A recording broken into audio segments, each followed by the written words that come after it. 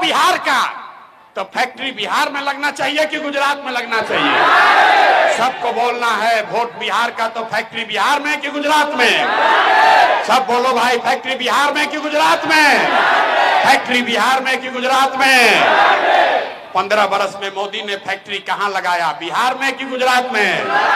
मोदी ने फैक्ट्री कहां लगाया? सोच कर बताओ, मोदी ने फैक्ट्री कहां लगाया, बिहार में कि गुजरात में? मोदी ने फैक्ट्री कहां लगाया? तब वोट बिहार का तो फैक्ट्री बिहार में लगना चाहिए कि गुजरात में? तब वोट हम लोग देंगे मोदी के कहने पर? मोदी कहने वोट दीजिएगा? हाथ उठाकर बोलिए, दीजिएगा? दीजिएगा भाई, हाथ उठाइए और बताइए, मोदी कहने वोट दीजिएगा?